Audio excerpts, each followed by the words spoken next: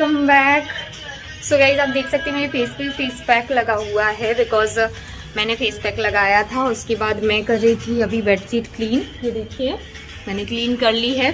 Bedsheet clean नहीं, actually मैंने change की है। ये देखिए ये वाली लगाई है, बट कुशन कवर अभी नहीं डाले हैं क्योंकि आज हम कहीं जाने वाले हैं। आज हम जाने वाले हैं उज्जैन, और बहुत समय से प्लान बना रहे थे पर कुछ ना कुछ प्रॉब्लम हो रहा था, इसकी वजह से नहीं निकल पा रहे थे। बट फाइनली आज सोचा कि चलो चलते हैं। तो मैं जा रही हूँ नहाने के लिए। अंजलि आ गई है जो मेरी अभी हाउस हेल्पर है, तो वो गई है छत पे कपड़े डालने के लिए, साथ में बच्चों को भी ले गई है। तो मैंने कहा जब तक तुम बच्चों को ले जाओ तब तक मैं दोनों कमरों की बेडशीट चेंज कर देती हूँ, तो मैंने कर दिया है।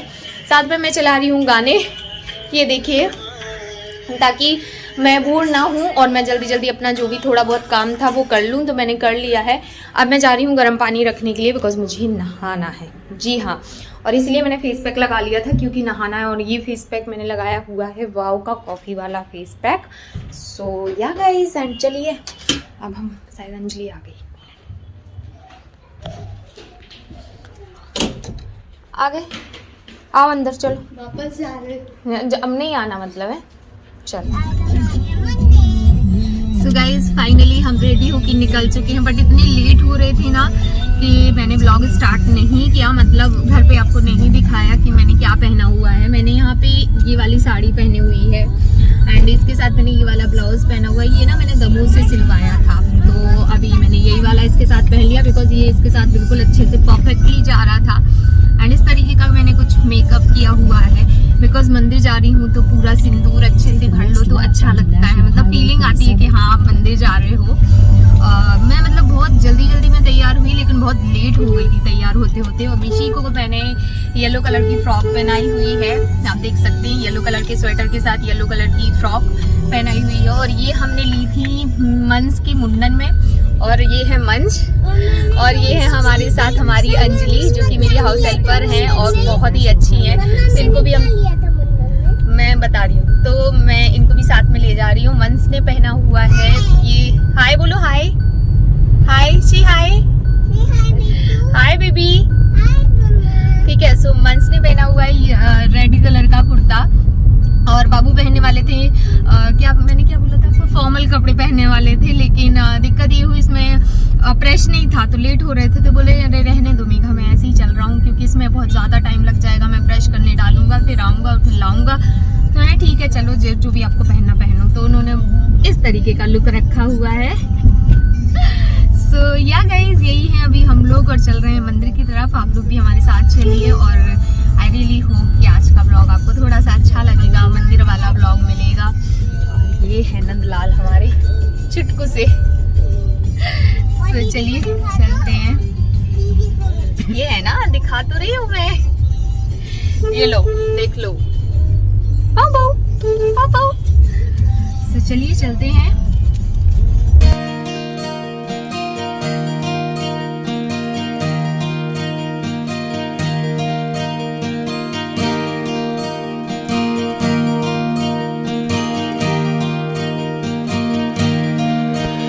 सो गाइज़ फाइनली हम घर से बाहर मतलब निकल चुके थे, और आप देख सकते हैं ये एयरपोर्ट पे मिशिका को लेके आए थे। मिशिका कह रही थी मम्मी मुझे प्लेन देखना है, तो मैंने इनको बोला अंदर साइड से आप गाड़ी डाल लो और यहीं से अपन चल रहे हैं क्योंकि इसको देखना है तो देखने को मिल जाएगा, क्योंकि उस टाइम पे प्लेन निकल रहा था, दैट्स वाई जो हम अब जा रहे हैं। और हम घर से ज़्यादा कुछ खा के नहीं निकले थे, मैंने जस्ट घर में फ्रूट्स लिए थे, तो इस वजह से भूख तो लगी रही थी क्योंकि ये जो समय हो गया था ये 12:30-1 बजे का करीब हो गया था, और हम सब ने सिर्फ फ्रूट्स ही खाए थे इस समय तक। जबकि हम लोग इतने लेट तक नाश्ते के लिए नहीं रहते हैं, नाश्ता हम जल्दी कर लेते हैं, मतलब 10-10:30 बजे तक मेरा नाश्ता हो जाता है। सो यहाँ पे हमने मंगाई है चाय, और यहाँ पे ये 3 चाय हमने मंगाई हैं, एक मेरी, एक बाबू की, एक अंजलि की। मिशिका को चाय पीनी होती है तो वो हमसे ले लेती हैं या बाबू से ले लेती हैं, ऐसा करती हैं। और मैं बहुत बड़ी चाय लवर हूँ, मुझे मतलब चाय इतनी ज़्यादा पसंद है कि मैं आप लोगों को बता भी नहीं सकती। और मंस आप देख ही रहे हैं पीछे ये दूध पी रहे हैं अपना। सो गाइज़ मेरी पुरानी ब्लॉग जो यानी कि आपने लास्ट ब्लॉग देखा उसमें कुछ लोगों के कमेंट्स थे कि आपने भाग के शादी की, अरे भाग के शादी की और आप प्यार की उम्मीद रख रहे हो, तो एक बात बताओ, क्या भाग के शादी करना कोई गुनाह है? हाँ, कोई गुनाह है? दुनिया में मैं इकलौती हूँ जिसने भाग के शादी की। ज़रूरी नहीं है कि हमने खुशी खुशी की हो सकता है उस समय पे कोई सिचुएशन ऐसी रही हो कि हमने उसको सही समझा, ठीक है, क्योंकि जिसके सामने और जिसके ऊपर बीतती है उसे पता होता है कि उसने क्या झेला, उसने किस सिचुएशन में ये फ़ैसला लिया, ठीक है, क्योंकि जब तक आपके ऊपर नहीं बीतती तो आप नहीं समझते। तो ऐसी किसी को जज करना तो बहुत ही गलत हो जाएगा। तो आप लोग जब भी ऐसे जज करते हैं ना, तो एक बार इस बात को भी समझा कीजिए कि सिचुएशन के ऊपर डिपेंड करता है। वरना मैं जो परिवार को लेके चलने वाली लड़की हूँ वो ऐसा कैसे करें? आपको अच्छा लग रहा है? ऋषिका, माश, baby, where are you? Okay, मम्मा चाय पी रही है और आप दूध पी रहे हो। बहुत गंदे बच्चे नहीं हो आप। ओ, पीली हो चाय तो तुम फेंक दे। दे दो आंटी।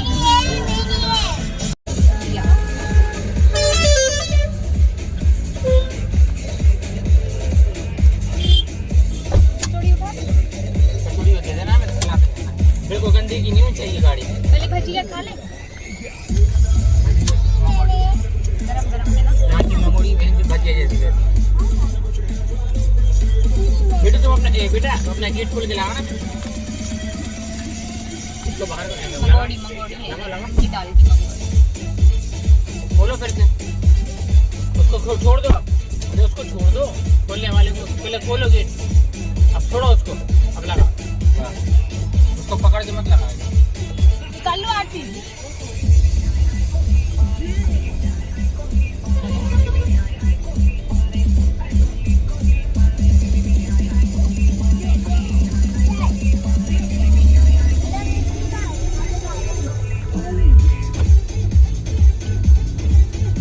सो यहाँ पे हम लोग नाश्ता कर रहे हैं। ये मंगोड़ी ना बहुत गर्म थी, मैं जब खा रही थी ना इतनी गर्म लग रही थी मुझे कि मैं आप लोगों को क्या बताऊँ, बट मुझे भूख बहुत ज़ोरी से लग रही थी, इसलिए मैं खाते जा रही थी और अंजलि को भी देते जा रही थी, बाबू को भी देते जा रही थी, सब लोग खा रहे थे। तो क्योंकि हमें लेट नहीं होना था, हमें वहाँ पे समय से पहुँचना था, क्योंकि उस साइड से भी हमें समय से आना था। अकेले हमारी बात हो जाती तो हो जाती, पर अंजलि साथ में थी ना, तो हमें ये रहता है कि भाई हमारी जिम्मेदारी बन जाती, वो हमें प्रायोरिटी बन जाती है, तो फिर हमें उसका भी ध्यान रखना होता है कि वो टाइमली अपने घर पहुंच जाए। तो इसीलिए, और ये हमारा जो रोड ट्रिप ब्लॉग है बहुत ही अच्छा लगा मुझे आप लोगों के साथ शेयर करके। मुझे बहुत खुशी हो रही है आप लोगों के साथ ये शेयर करते हुए।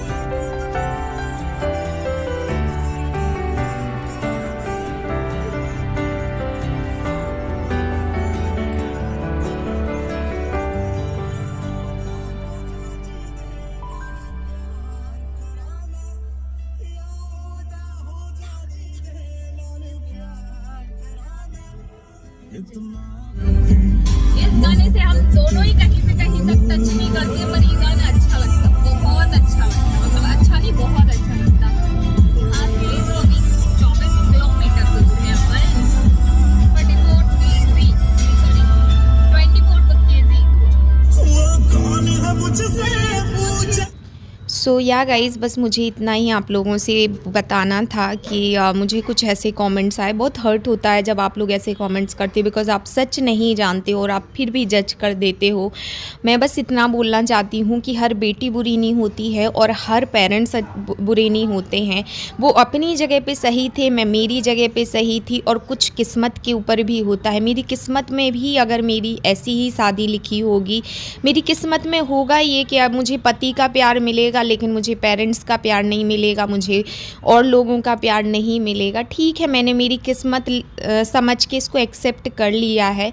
7 साल हो गए हैं मुझे मेरे पेरेंट्स से दूर हुए, लेकिन मैं मेरी ज़िंदगी में परेशान होती हूँ, दुखी होती हूँ, कोना पकड़ के रोती हूँ, पर मैंने कभी इस हक को छीनने की कोशिश नहीं की। चाहती तो मैं भी बहुत कुछ कर सकती थी, पर मैंने कभी नहीं किया, क्योंकि मुझे लगता है कि ये मेरी किस्मत है और मैं अपनी किस्मत को एक्सेप्ट करके चलती हूँ। ना वो गलत ना हम गलत, बस सिचुएशन ऐसी थी कि उस समय पे जो सही लगा वो मैंने किया, क्योंकि मुझे लगता था मेरे पास ज़िंदगी और मौत के अलावा कोई और दूसरा रास्ता नहीं है। मैं मर जाती तो कायर कहलाती। मैं ज़िंदगी से लड़ रही हूँ, ये मेरी कायरता का सबूत नहीं है, ये मेरे प्यार का सबूत है कि मैं मतलब 1000 परेशानियों में भी खुश हूँ।